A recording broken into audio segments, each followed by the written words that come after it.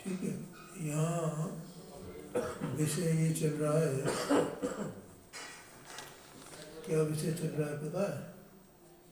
विषय ये चल रहा है कि आचार्य देव देह मन वाणी से आत्मा का विभाग बताना चाहते हैं, भिन्नता बताना चाहते हैं। और भिन्नता बताने के लिए आचार्य देव ने ये कहा, एक दृष्टांत दिया। क्या दृष्टांत दिया? कि मैं देह मन वाणी नहीं हूँ। मैं माने मैं आत्मा, मैं देह मन वाणी नहीं हूँ। फिर उन्होंने आगे बढ़ाया उसको कि मैं देह मन वाणी का कारण भी नहीं हूँ। फिर और आगे बढ़ाया कि मैं देह मन वाणी का कर्ता भी नहीं हूँ। और आगे बढ़ाया कि जो कर्ता है, इसका मतलब कर्ता कोई दूसरा होगा, तो उस कर्ता के लिए मैं प्रयोजक भी नहीं हूँ। फिर आगे बढ़ाया कि जो कर्ता होगा उसका मैं अनुमोदक भी नहीं हूँ। मतलब मेरे से इसका कोई संबंध नहीं है। मैं इतना मध्यस्थ हूँ, इतना उदासीन हूँ। मैं तो केवल आत्मा हूँ। शरीर भले ही मेरे साथ संयोग में है, लेकिन मेरा शरीर से कोई संबंध नहीं है। बोलो, समझ में आया कि नहीं आया? बिल्कुल।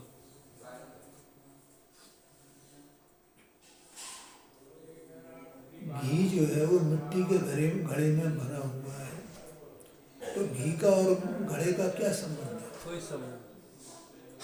घड़े का और मिट्टी का घी का और मिट्टी का कोई संबंध है? नहीं, संयोग से संबंध है। और घड़ा बिल्कुल बाहर से, मतलब अंदर से घी भरा उसमें अंदर, और भरे भरे भरे भरे वो बाहर से भी चिकना जैसा लगने लगता है घड़ा, नहीं हो जाता है? लेकिन घी का संबंध क्या है? घी की सत्ता देखो, घी का स्वरूप देखो, और घड़े की सत्ता देखो, घड़े का स्वरूप देखो। घी उसमें कारण है, उसका कर्ता है घड़े का, उसका कुछ प्रयोजक हो सकता है वो?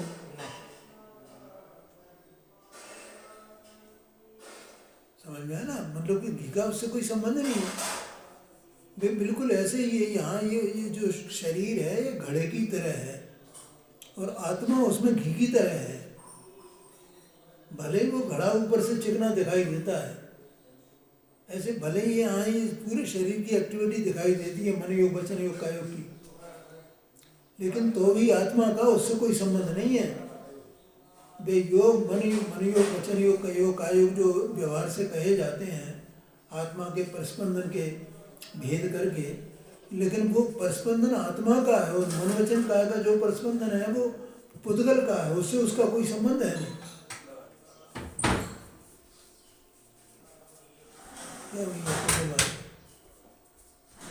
समझ में आया?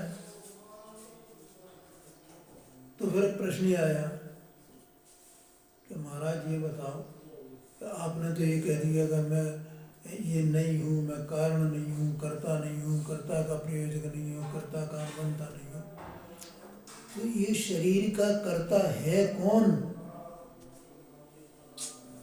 मन का कर्ता है कौन? वाणी का कर्ता है कौन? कौन करता है? कर्ता मैंने जिस वाणी निकल रही है ना भैया, इसको कौन कर रहा है? मन काम कर रहा है ना, मनोवरणा, इसका कर्ता कौन है? इस शरीर में सब हरकतें हो रही है ना, है, और बचपन से लेकर बुढ़ापे तक शरीर की अवस्थाएं निरंतर बदल रही है ना। पहले शरीर की रचना हुई, फिर उसमें वो परिवर्तन हो रहे हैं। इन परिवर्तन का कर्ता कौन है? उसमें एक्टिविटी हो रही है, उनका कर्ता कौन है? ये हमारा तो प्रश्न है, हमें उत्तर नहीं चाहिए, हमें विचार आना चाहिए। हम तो एक प्रश्न पूछ रहे हैं आचार्य देव से हम जवाब नहीं दे रहे हैं। जवाब देने के लिए आचार्य देव है ना, हम अपनी तरफ से क्यों जवाब दें? आचार्य देव तो कहते हैं तुम प्रश्न तो उठाओ ना, अपने मन में प्रश्न उठाओ, अपने लिए उठाओ। कौन है इसका करता? करता माने एक बार रच गया वो तो वो करता हो गया बस। अब अपन लोग कोई काम करके रख दिया ना तो अपन को क्या लगा, अब जो तो काम हो गया ना, ऐसे शरीर बन गया ना बस। तो अब शरीर बनने के बाद अब तो मैं करता हो गया ना इसका। पुद्गल ने शरीर बना दिया मेरा, ठीक है। जब माँ के गर्भ से मैं बाहर आया तो वो शरीर के साथ में था और पुद्गल ने बना दिया। अब उसके बाद तो मैंने उसको संभाल लिया ना, अब मैं करता हो गया ना। अरे वाह, क्या बात जी विरांति है। का ओ, तो मेरे पिताजी ने ये दुकान जमाई ना, अब वे तो मर गए, अब दुकान तो मैं चला रहा हूँ ना। तो हमने दुकान तैयार कर दी थी, वो सभी सेटिंग पूंजी वूंजी सब लगा दी। अब वे तो मर गए, अब तो मैं करता हूँ ना। तो ऐसे शरीर तो बना दिया पुद्गल ने, अब तो मैं करता हूँ ना। अरे हम अपनी छोड़ो, हम अपने बच्चों की है। देखो हमने इसको पढ़ाया लिखाया है, इसको इतना बड़ा किया है, क्यों? तो जैसे हमारा उधर पड़ा हुआ है ना, ऐसे हमने ये किया है ना शरीर के लिए, हमें शरीर को संभालना है ना। पुद्गल ने तो बना दिया है। अब हम रोजाना कहाँ जाते हैं, सवेरे ही उठ करके घूमने जाते हैं, ये करते हैं, व्यायाम करते हैं। बोलो भैया, विकार किसके हो रहे हैं? और इस प्रकार से हमारा भोजन खाना पीना ऐसा है, हम ऐसा करते हैं, ऐसा करते हैं। मैं आत्मा करता हूँ ना इसके लिए, शरीर के लिए। बोलो भैया। ओ बैठा हुआ है यहाँ, इसका करता है माने हर समय इसमें जो कार्य हो रहा है वो कार्य पुद्गल का ही है। वाणी निकल रही है वो कार्य पुद्गल का ही है, क्योंकि वाणी तो कभी निकले कभी नहीं निकले। तो निकले तो वाणी का वो पुद्गल का कार्य, नहीं निकले तो पुद्गल का कार्य है। बोलो समझ में आया कि नहीं आया? ये उपयोग मन का अवलंबन ले, ठीक है, तो भी वो मन किसका कार्य है? पुद्गल का कार्य है। और मन के अवलंबन से विचार नहीं करे, ये अपने शुद्धोपयोग रूप परिणम जाए, उस समय मन का अवलंबन नहीं है, मन पावे विश्राम। तो उस समय भी मन की रचना है ना, वो पुद्गल ही है ना उसमें। और जैसे शरीर की में परिवर्तन आता है, वैसे मन में, वाणी में, इनमें भी परिवर्तन आता है कि नहीं आता है? करता कौन है उसका? तो ये आचार्य देव ने कहा, मतलब आदि से लेकर के अंत तक मैं इसका कर्ता नहीं हूँ, कारण नहीं हूँ, अनुमोदक नहीं हूँ, प्रयोजक नहीं हूँ। तो फिर कौन करता है इसको? हर समय इसमें जो कार्य हो रहा है उसका कर्ता कौन है? ये तो अपन को अपनी बुद्धि से समझ लेना चाहिए भाई। लेकिन अपना अभिप्राय वैसे ही पड़ा रहता है, पता ही नहीं चलता है हमें हम कर क्या रहे हैं। हाँ भाई ठीक है, शरीर की रचना हो गई ना, एक पुद्गल ने कर दिया है ना, अब अभिप्राय भी पड़ा हुआ है कि मैं कर रहा हूँ। ज्ञान उधर ही लगा रहता है जी, ज्ञान दूसरी ओर दौड़ता हाँ वो उपयोग उधर लगा रहता है, उपयोग बस उसको ही मानता रहता है, ये मैं कर रहा हूँ, ये मैं कर रहा हूँ। वैसा ही लगता ये अभिप्राय की बात है, अभिप्राय नहीं बदलता है। तो आचार्य देव ने कहा कि भैया वो पुद्गल परमाणु हैं, जो पुद्गल परमाणु इस वाणी रूप, मन रूप, शरीर रूप पिंड की रचना करते हैं। कौन रचना करता है इसकी? पुद्गल परमाणु और हर समय रच रहे हैं, माने जो भी इसमें हरकत चल रही है, हर समय की हरकत की रचना कौन कर रहा है? उसी की है। उद्गल परमाणु। आत्मा उनका करता नहीं। नहीं, वे स्वयं सत्स्वरूप है ना, स्वरूप अस्तित्व में निश्चित किया गया है ना, पहले हो गया ना, आत्मा अपने स्वरूप अस्तित्व में निश्चित किया गया है। करता हो जाए तो ज्ञाता नहीं रहे ना।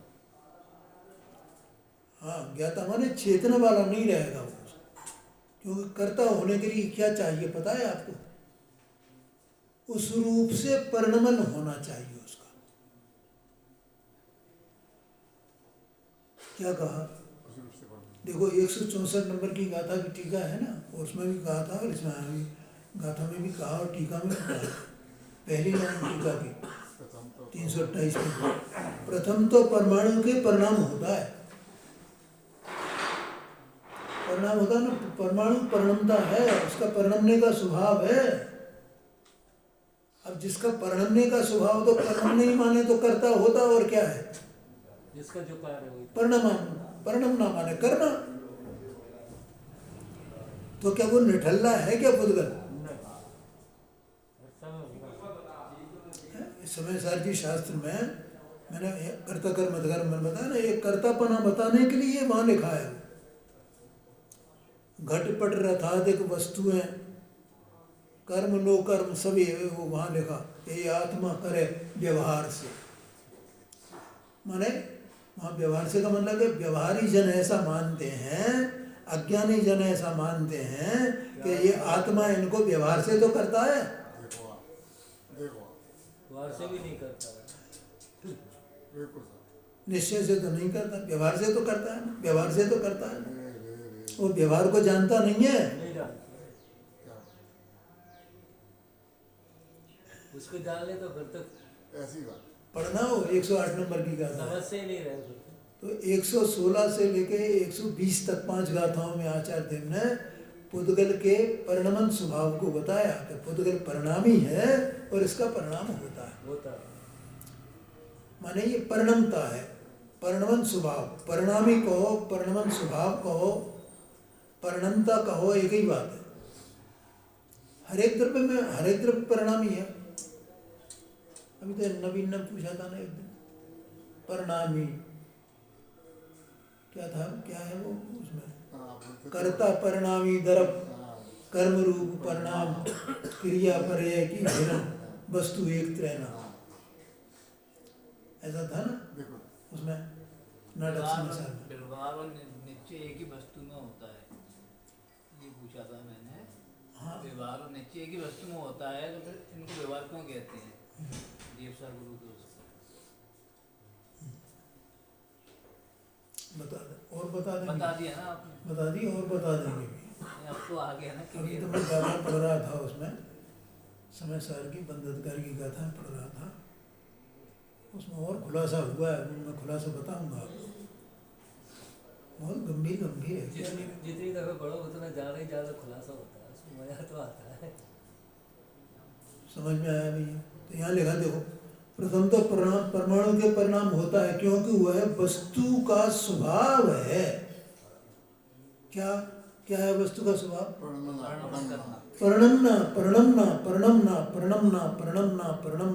वो वस्तु का स्वभाव है। फिर वस्तु ही तो कैसे है? परिणमन के बिना वस्तु रह ही नहीं सकती है। सही। आया क्या नहीं है? जब उसका स्वभाव ही है तो तू क्या करेगा उसमें? ये विशेष बात है। तेरा स्वभाव नहीं आ रहा है, तू अपने कार्य को करेगा, वो अपने कार्य को करेगा, उसका स्वभाव परिणमना है। ये बात है ना, इसलिए लिखा आचार्य ने, उसका उल्लंघन नहीं किया जा सकता है। वो रुक जाए, अब थोड़ा थक गया भैया, अब कल ही बात की थी ना अपन ने। बिल्कुल। अरे वो उसका स्वभाव है, वो अपने कार्य को करने में थकेगा कैसे? हर समय परिणमन चल रहा है, हर समय परिणमन। तो अब वो परिणमता कौन है और कैसे परिणमता है? तो यहाँ पर आचार्य देव ने बताया कि जो परमाणु होता है ना, उसका एक स्वभाव होता है, स्निग्धपने का या रूक्षपने का। कोई परमाणु रूक्ष होता है कोई परमाणु स्निग्ध होता है, ठीक है, और उसके स्निग्धता के और रूक्षता के, ध्यान से सुनना जरा, क्या बोला, हाँ, इसमें तो ज़्यादा स्निग्ध जो परमाणु स्निग्ध है तो उसकी स्निग्धता के, उसकी शक्ति तो अनंत है, तो एक से लेकर के अनंत अविभाग प्रतिच्छेद होंगे ना उसके, जिसकी शक्ति अनंत है, बराबर। तो उतने तक वो परिणमता है। एक अविभाग प्रतिच्छेद से लेकर के अनंत अविभाग प्रतिच्छेद तक इतनी शक्ति है। ये बिल्कुल सरल बात है, कोई करना। कल मैंने वर्ष का, महीने का उसका उदाहरण दिया ना, कि काल का, ये एक वर्ष तो एक काल है, एक पीरियड है। अब उस पीरियड का, उस काल का सबसे छोटा अंश देखें अपन, जो अविभागी हो, हाँ, जिसका और भाग है। उसका और विभाग नहीं किया जा सके, जी, तो वो एक समय आता है ना, हाँ बिल्कुल, एक सेकंड। उससे उससे और वो नहीं होगा, अब उसका विभाग नहीं लगेंगे।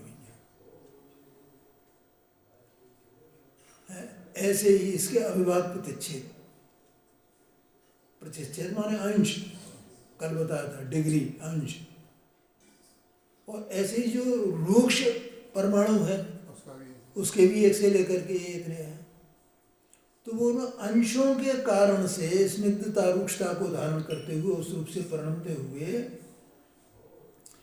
वे पुद्गल परमाणु स्वयं बंध दशा को प्राप्त होते हैं, अर्थात पिंड पर्याय रूप परिणति को प्राप्त करते हैं पुद्गल की। क्या कहा? हाँ, बंद अवस्था को या पिंड रूप अवस्था को प्राप्त। हाँ, अब जैसे ये पिंड रूप हुआ है, सब एक ही बात है भैया, चाहे ये हो, चाहे ये हो, चाहे ये हो, ठीक है।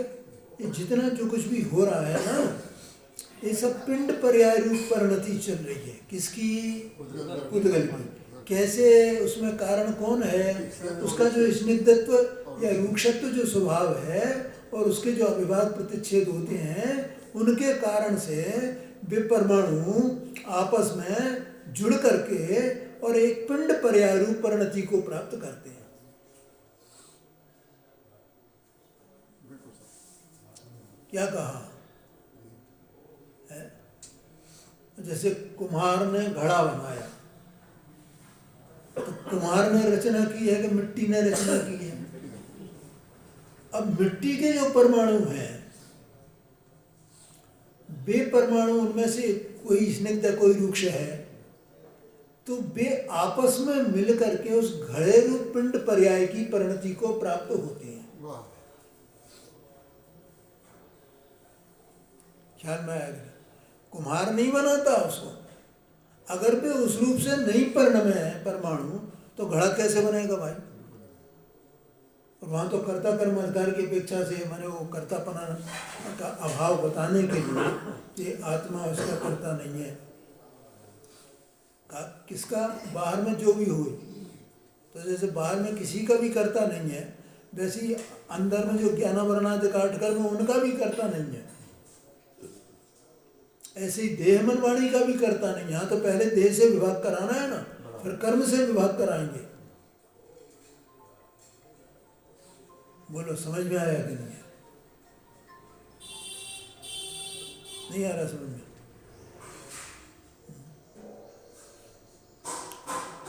अब अपन ये देखो जरा, जैसे आत्मा इसका कर्ता नहीं है,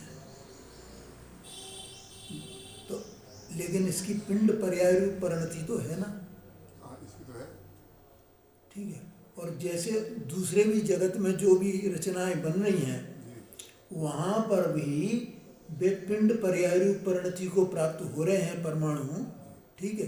बिल्कुल जैसे वहाँ प्राप्त हो रहे हैं वैसे यहाँ प्राप्त हो रहे हैं। बोलो, समझ में आया कि नहीं? तो आत्मा इसका कर्ता कैसे हुए, कारण कैसे हुए?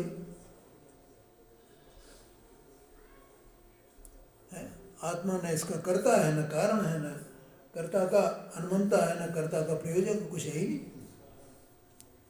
बिल्कुल ऐसे ही समझ रहे भैया। जैसे ये बाहर में रचनाएं हो रही हैं पुद्गल की, पुद्गल परिणम रहा है, प्रकृति में ऐसा दिख रहा है कि नहीं दिख रहा है? बिल्कुल दिख रहा है। तो जैसे उनकी रचना हो रही है, उनकी रचना कौन कर रहा है? जो रचना उनकी जो रचना कर रहा है, करने वाला है, वो यहाँ पर उनकी रचना करने वाला है। इस पिंड पर्याय रूप परिणति का भी वही करता है, ऐसा समझना। आत्मा उसका करता नहीं है, आत्मा उसका कारण नहीं है। बोलो कोई प्रश्न तो पूछना।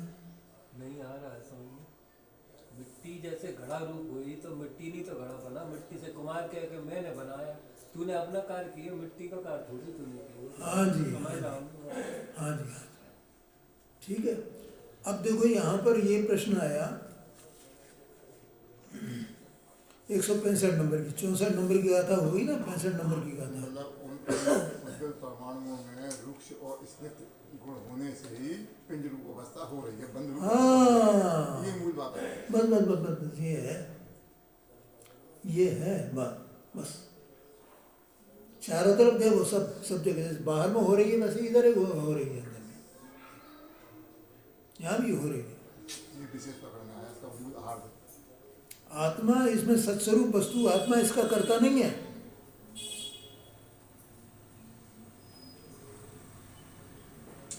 क्या भैया? हाँ, ये मैंने भगवान के ऊपर कलश ढोरे ना, आत्मा अपने कार्य का करता है। अब मैं अपने हाथों को ऐसे नहीं करूं तो भगवान के ऊपर कलश कैसे ढोरे जाएंगे?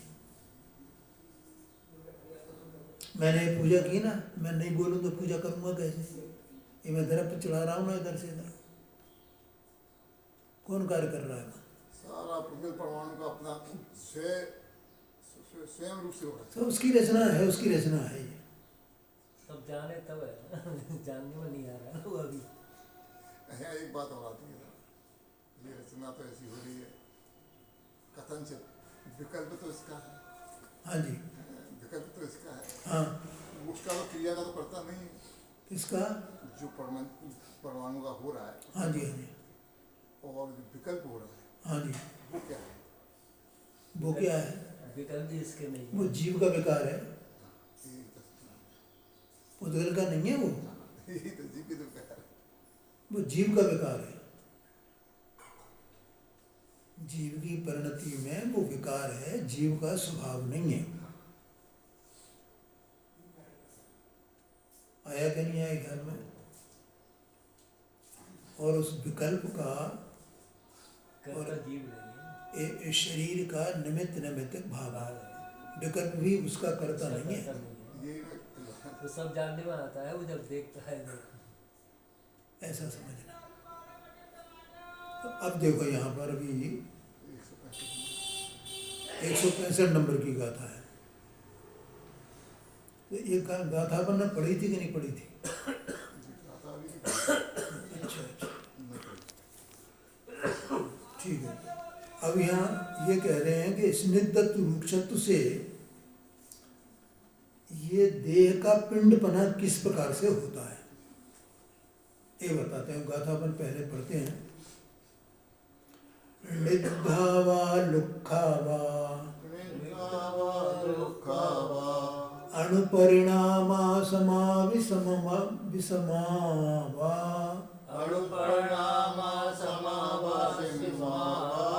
समदो दुराधिगाजदे भज्यन्ते आदि परेहिणा हो स्निग्ध अथवा रूक्ष अणुपरिणाम समवा विषम हो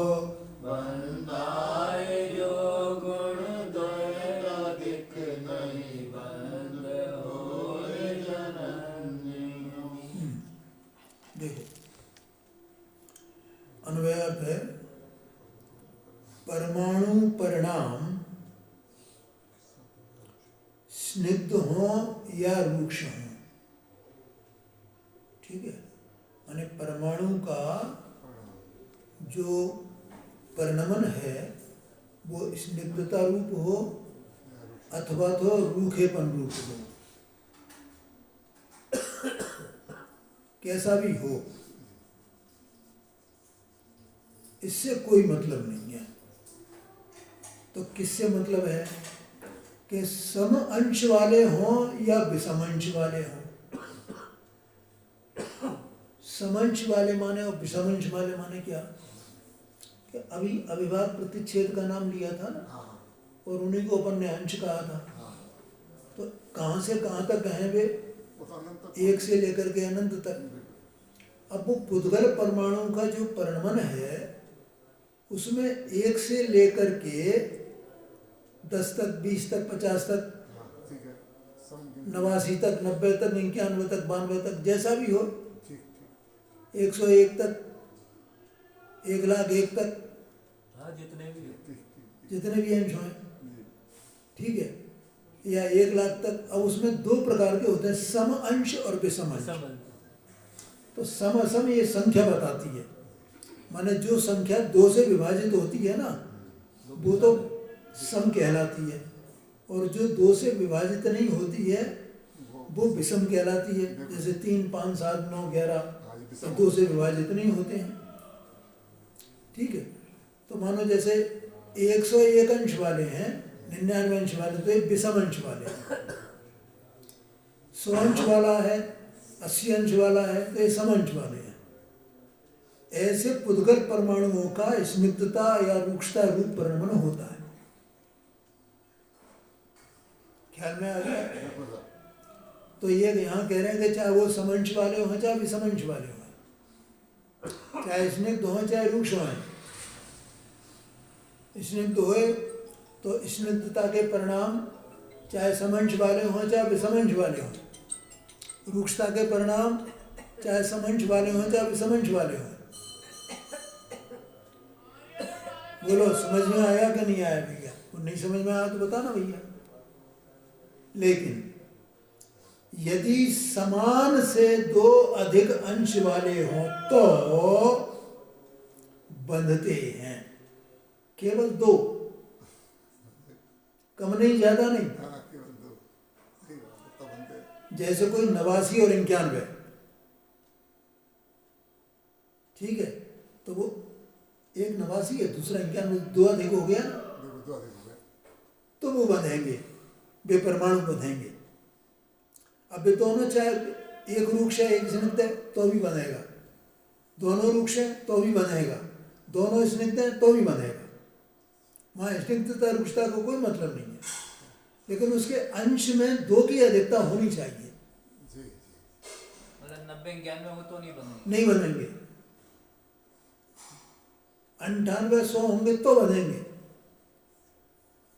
4 और 6 होंगे तो बनेंगे, 3 आ गए ना, वो 99 के बीच में। हाँ 9 और 11 होंगे तो बनेंगे। मतलब 2 अधिक हो, हाँ जी, 2 अधिक हों, और 9 और 12 होंगे तो नहीं बनेंगे, 9 और 15 होंगे तो नहीं बनेंगे। हाँ, वो विषम 2 से अधिक हो गए। हाँ मतलब 2 से कम होंगे तब भी नहीं बनेंगे, अधिक होंगे तब भी हाँ, मात्र 2 का अंतर होना चाहिए बस। देखो इससे पता चलता है केवल ज्ञान क्या चीज है। ये देखा भगवान ने केवल ज्ञान में, वो बताया भैया। अब इसी मंदिर स्वामी और 20 तीर्थंकर स्वामी वहाँ ऊपर विराजमान है ना, ऊपर माने वो विदेश क्षेत्र में, ऊपर तो नहीं है, वो तो नीचे ही है यहाँ मध्यलोक में ही है ना। हमें लगता है ऊपर विराजमान, ऊपर नहीं विराजमान। उर्दू लोग उससे ऊपर है। हाँ जी, हाँ जी, ऊर्ध्व लोग ऊपर है, मध्य लोग में विराजमान है। समझो बगल में ही विराजमान है, भरत क्षेत्र है ना, बिल्कुल पड़ोसी हैं। पड़ोस में ही विराजमान है। तो तीर्थंकर परमात्मा अभी अपने केवल ज्ञान में ऐसा देख रहे हैं, जान रहे हैं, और ऐसा उन्होंने बताया। एक प्रश्न उठता है कि 500 धनुष की काया है हाँ जी, और 20 तीर्थंकर भगवान है, हाँ जी, तो हमको 20 गिनती में आएंगे क्या नहीं आएंगे? वो क्या सब जगह बस कोई दिखाएगा भगवान भगवान? ऐसा एक ऐसा विचार आया कि भाई 500 धनुष का तो एक जगह देखो तो कोई भी दिखेंगे। वो देखेंगे मतलब जैसे श्रीमंदिर भगवान विराजमान है, हाँ तो 500 धनुष की काया है, हाँ अब वहाँ तो 20 तीर्थंकर विराजमान है ना, हाँ हाँ, तो अब जैसे वेदियों के यहाँ विराजमान है एक भगवान, ऐसी विराजमान होंगे वैसा पता नहीं, ये जनरल नॉलेज की चीज़ है। हाँ नहीं तो ये इसीलिए तो थोड़ी तो ये सब पढ़ना चाहिए। नहीं उसमें पहले आया तो था उसमें, लेकिन फिर ऐसा विचार आया। ऐसा है अपना ये भरत क्षेत्र है ना, कितना बड़ा है, कितना बड़ा है, छोटा मोटा है, ग्वालियर जैसा है, एक मोहल्ले जैसा है क्या? तो अपने को ऐसा लगता है एक मोहल्ले में 20 विराजमान होंगे हैं? आपको पता है ये तो अपन पूजा में पढ़ते हैं, जी 5 विदेय हैं, हाँ बिल्कुल बिल्कुल कोई ठीक है। और 5 विदेय कैसे पता है आपको? वे पूरब पश्चिम दोनों के हैं। जैसे एक मेरू पर्वत, अब वो विषय तो नहीं है, लेकिन हमारा अज्ञान इतना जबरदस्त है कि हमें कुछ पता ही नहीं है। खूब पढ़ा है और कुछ सुना है जो आप फिर भूल गए। 5 मेरू है ना? पानी कहाँ कहाँ है 5 मेरू?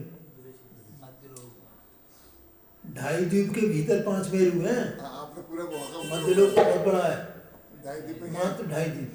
द्वीप कितने हैं, समुद्र कितने हैं? असंख्यात। असंख्यात।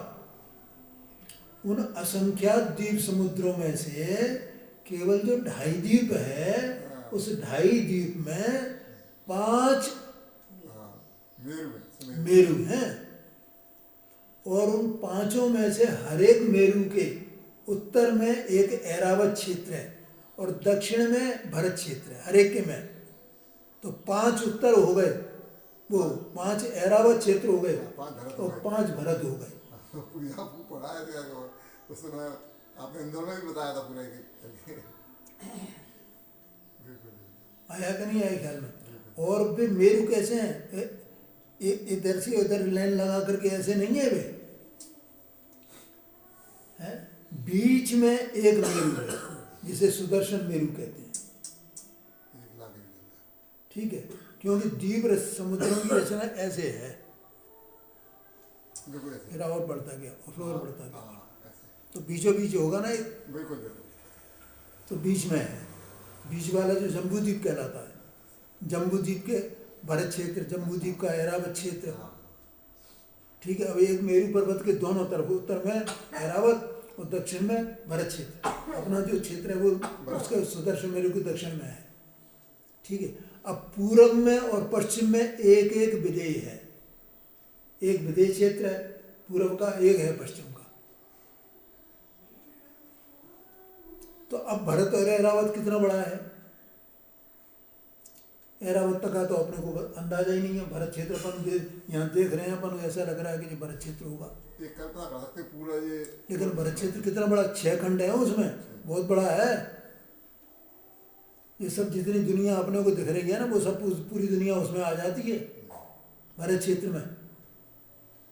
और इतना ही बड़ा ऐरावत क्षेत्र होगा और इतने ही बड़े बड़े वे विदेय क्षेत्र होंगे, थोड़ा सा कुछ कम।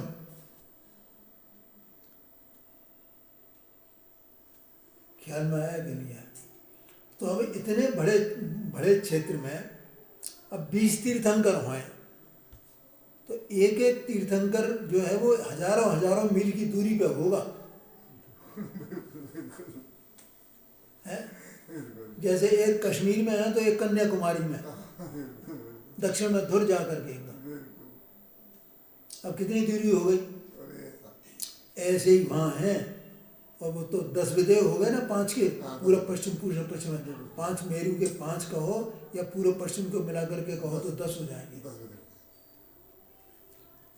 ठीक है? अब एक एक विदेय क्षेत्र में एक एक 2-2 तीर्थंकर हैं, बस 2 से ज़्यादा नहीं है एक विदेय में। तो 10 क्षेत्रों में 20 हो गए ना। अब वो 2 कहाँ कहाँ होंगे?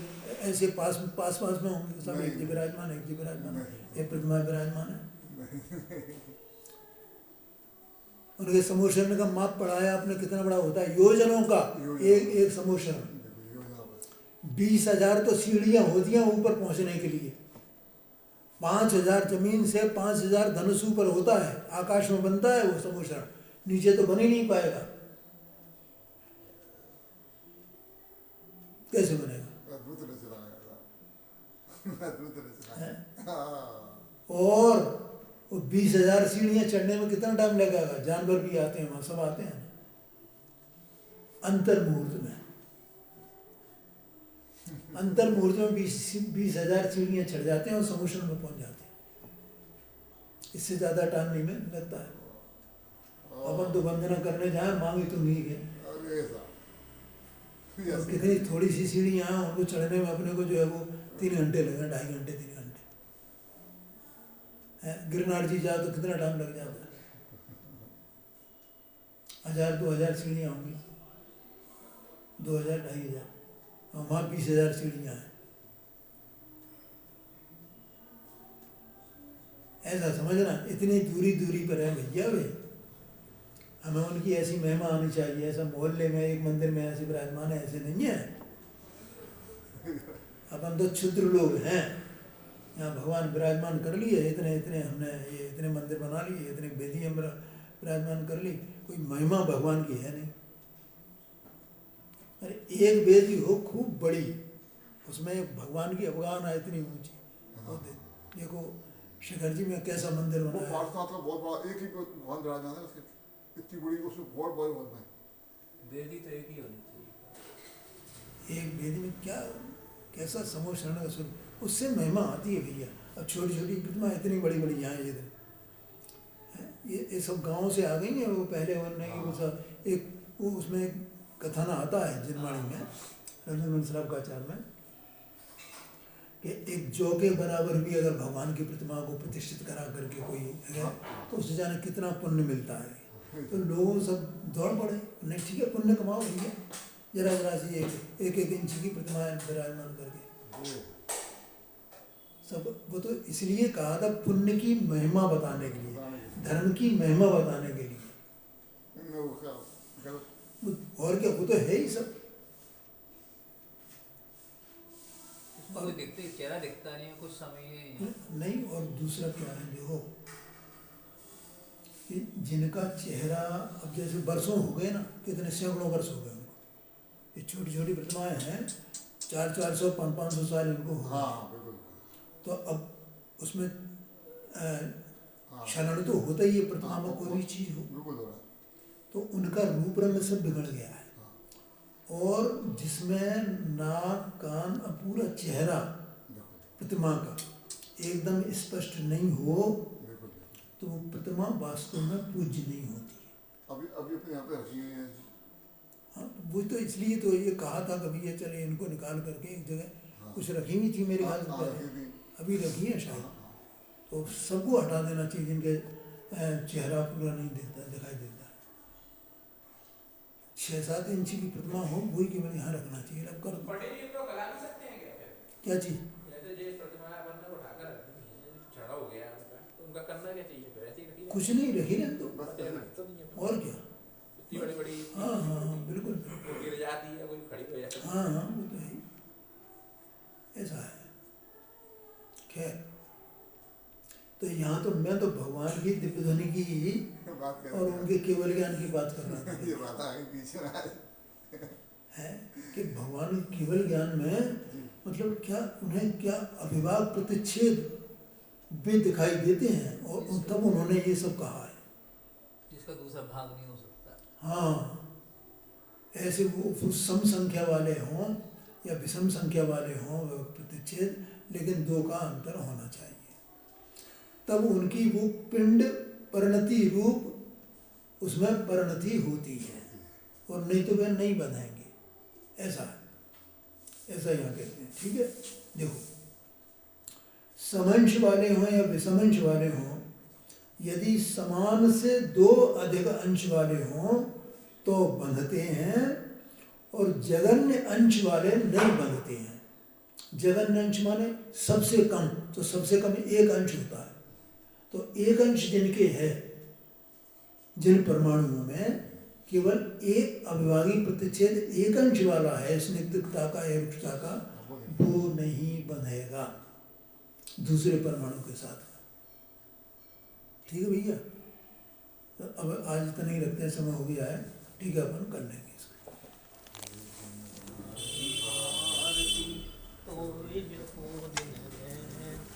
तो तेरी करुणा